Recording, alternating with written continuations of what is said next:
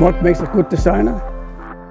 People that are going to be good designers know how to use their hands. Good handwork. I think good design is like any other thing in life. It has to turn you on. It has to give you a reaction, and not just being dull and form follows function, who cares anymore? I mean, that's banal, that's obvious. But I think what we're trying to achieve, it's appealing, it turns you on. You could say sexy, whatever, but it turns you on, it's appealing. Old designers, they don't get old in their minds. If they're able to generate new ideas, I think you could do that the whole life. Yeah.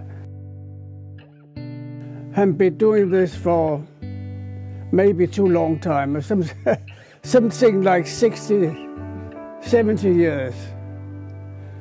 I went out of school in 1949. Went to a Danish art and craft school, and I have very excellent teachers.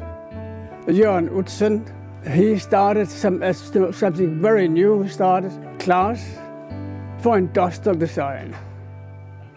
He had, I think, 4 or 5 students when we started. When we stopped, when we were finished, he had only me left. That was a beautiful time. He's a fantastic person, very fantastic person.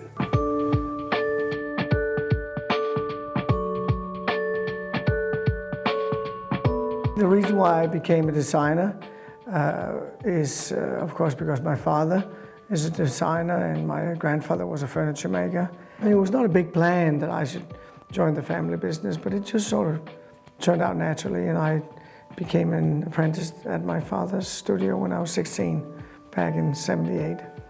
And the first thing he made me do, he gave me a piece of charcoal and a big piece of white paper, and he said to me, now you have to understand what vertical is.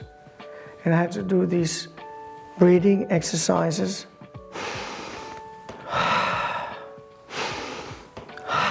Not even touching the paper. And I was like, I could just take a ruler, Dad, and make a vertical line and we're done. And he's like, no, you don't get it. You have to feel what is vertical. So eventually I could, with this piece of charcoal, make these vertical lines on this big piece of white paper. And that's life. And the next exercise was horizontally, death. And the third exercise was the circle, the cyclist. So that was the very first day in the studio.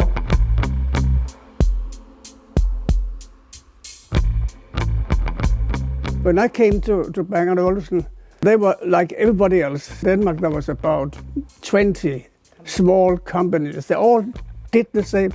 They all look alike. The same way of making a radio or turntable, whatever. But I came there making a revolution, and they were, of course, surprised. They didn't really understand it. It was so strange. But they're nice people. They didn't know to say no. So by the fact that they didn't know to say no, they said yes.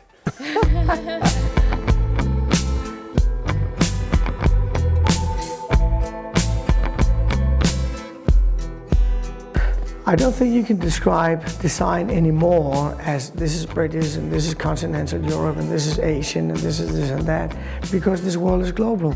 So you will find brains and studios and environments where creativity and good design lives, but I don't really think that you can say this is British or this is Scandinavian. Many of the things I've done had never been done before, nobody thought about it before. That process is nice. Things that still stand up, even today, and I can look at it and say, hi, say hello to it, and let my hand go over it, right? Like, hi, friend. Yeah. That's kind of feeling, yes. The studio is nearly 55 years old, is of course influenced by my father. So I'm trying to refine it, of course, to develop it. I think it has become more three-dimensional, so that, if it ain't broke, don't fix it.